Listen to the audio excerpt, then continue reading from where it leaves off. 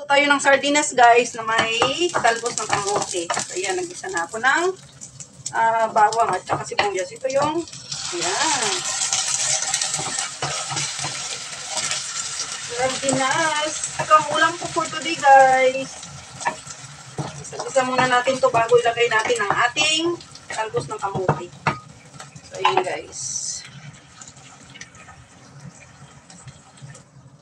So, ayan guys, at okay na ang ating sardinas na may, ayan. Lagyan natin kunting water guys, yung dito lang oh, hugasan ko lang dito na, ayan. Pakuluan natin yan guys, at ilagay na natin ang ating talbos ng kamote. Ayan, lagyan natin ng kunting salt kasi nga maglalagay tayo ng talbos ng kamote. Kunting chicken powder lang, pwede na. Oh, ayan. So, dahil nagkulo ng ating ilagay na water, so ilagay na natin ang ating talbos ng kamote guys. So, this is simple ulam for today. Ayan. Ang ating talbos ng kamote.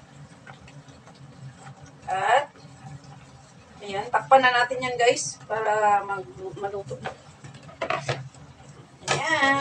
So, wait na natin pag maluto. Tingnan na natin. So, ayan. Ihalo-halo na lang muna natin, guys.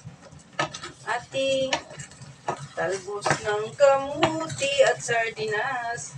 So, ganito guys, minsan ang aking ulam din sa Pinas, pag wala kaming isda, o wala kaming pambili ng, siyempre, mahal yung isda tsaka pork sa atin or chicken, kaya pang walang pambili, ganito na lang, okay na. So, ayan guys, mga 1 minute, okay na. Okay na siya. So, ayan guys, ang ating ulam for today, sardinas